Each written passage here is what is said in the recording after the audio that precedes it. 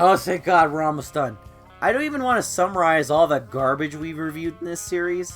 Hellraiser Hellworld is probably the worst thing I've ever seen with my eyes, and Deader wasn't that great either. All we gotta do now is review the Roger Corman's Fantastic Four of Hellraiser sequels. Can't be too hard, right? Right?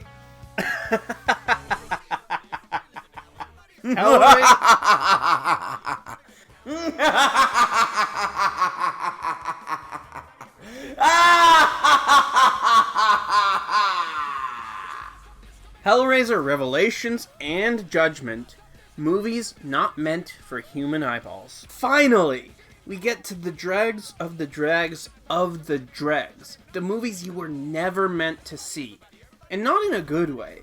Like that 90s Fantastic Four movie you watched on YouTube, these two films were made on extremely tight budgets for the sole purpose of keeping the rights of Hellraiser at Dimension Films. Which explains why, after the Weinstein Empire went into flames, Clive Barker was finally able to get the process of getting the rights back starting next year, maybe? We don't know yet. Hellraiser Revelations stars Alex from High Top Films and young Pennywise as two boys who go to the Mexico to party, but then discover the power of the triple Xbox. They go missing for 2 weeks, and then only one of them comes home. One of them was reluctant and innocent, and the other was an evil murderer alien sex fiend. The nice kid's family accepts him home, but then as the night goes on, things are revealed! Like incest, and cheating, and the dumbest twist ever. So High Top Alex over here accidentally gets got by the Cenobites, and then tries to come home by having his buddy here get him some human blood to restore his body, just like the very first movie. But then nice guy friend starts getting cold feet about it, and then Meat from Mortal Kombat over here decides to use his skin instead to restore himself. Then he went home and tricked everyone and made out with that dude's sister and then shot his parents. Then Pinhead returns to... Oh, fuck! No! Oh, God, what? So, Doug Bradley finally came to his senses and said no. Good for him. I feel so much secondhand embarrassment for this actor. I'm imagining him sitting in his trailer every day on set, cursing the day he decided to take this role. It's so bad. Let's not forget Pinhead Jr. here shows up and does nothing, who was also long-haired guy the whole time, but nothing came of that. It was just a red herring that was really stupid. At the very least, this was written as a Hellraiser movie from the beginning. This movie comes closest to actually getting back to the series' roots, with the human characters trying to escape from hell by tempting those closest to them to commit evil acts. But it's just so trashy and lame and gross. This movie is just misery porn, with characters being tortured emotionally and dying and crying as their parents are killed, and this guy kills a baby, and it's just not fun to sit through.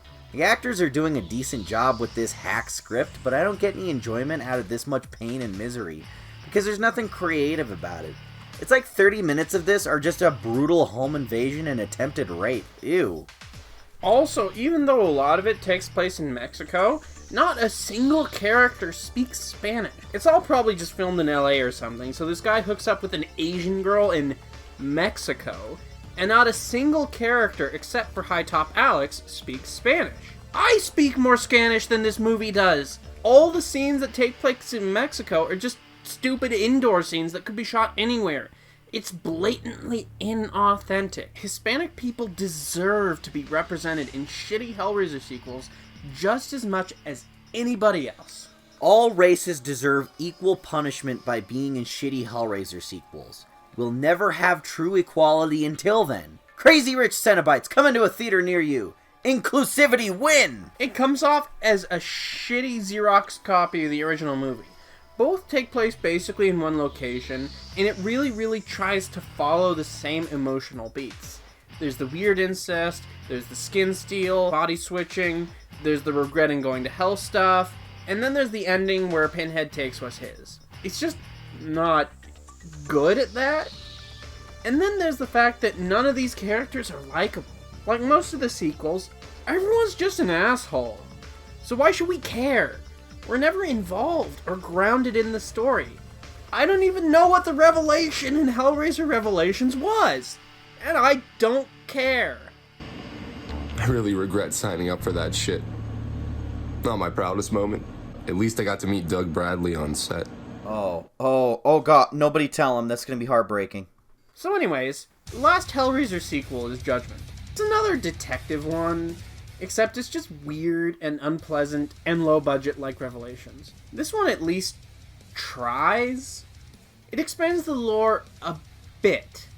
You meet these other Hell characters who are kinda the booking line of Hell. There's this fat guy who chews up and eats the paper that your sins are written on, and then he feeds that to gory naked ladies. And there's a guy who you tell your sins to, and he writes them on an old fancy typewriter in, like, an abandoned house in Oklahoma City. 'Cause if Hell is anywhere, it is Oklahoma City.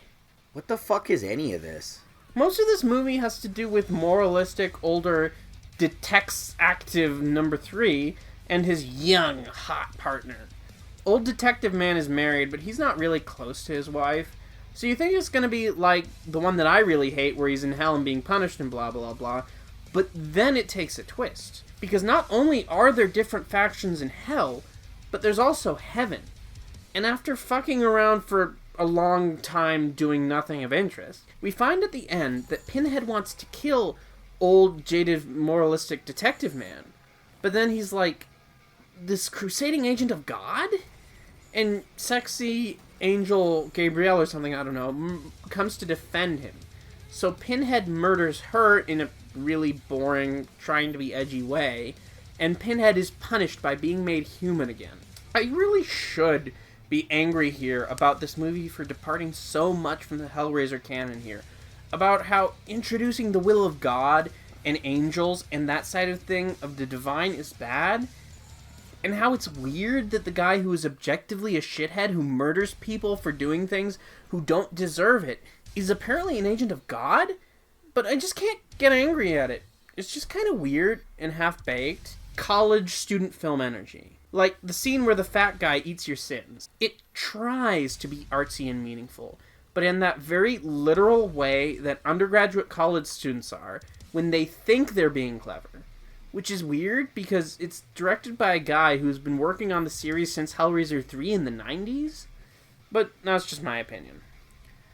So, remember how Hellraiser 4 had a kinda okay ending by officially getting rid of the Cenobites and Pinhead? It tied up this nice loop where the family that brought them to this world was, like, finally able to destroy them once and for all. Fuck that! Now an angel and God are like, yo, Pinhead! Cut it out, jackass! And make him mortal again, and then take away his powers. Except he doesn't turn back into Elliot. He's just some crazy homeless guy crying for a return to his powers after, like, the past 100 years he's been doing this. The sweet suffering. The sweet suffering. Alright, whatever. As long as they just never make another one of these again without Clive Barker's input, because this got so off track. The biggest mistake of all of these movies have been to make them about Pinhead. Like we mentioned in the very first video, it's never really been about Pinhead. It's about what he represents and what he stands for. He's not the villain. He's a guy who just does a job. The fact that he is not the villain is the point. The real villains are the people who let their desires and appetites get out of control. So to talk about God and sinners and angels and sin is not what any of these movies should be about. So what have we learned here? Nothing. What can we apply going forward? Nothing. Because of the fall of the Weinstein Company and the success of that 2018 Halloween movie, we're getting like 2 or maybe 3 Hellraiser projects. There's that Hellraiser movie that may or may not happen. There's that Hellraiser show with the Halloween reboot guys, with Clive Barker working on it, that may or may not happen. Plus, Clive Barker is trying to get the Hellraiser rights back December of this year, at least in the States. So there's probably gonna be more. So what can we hope for? Just not more of this, please. No more of this. Stop doing the weird half-baked Silent Hill moralizing stuff, because that's a completely different genre from Hellraiser. Stop making the characters unlikable douchebags so you can punish them the whole movie. Stop with the fake-out hallucination shit, like, oh, I saw something creepy and then I blinked and then looked back at it and it wasn't there. Stop it! Stop that!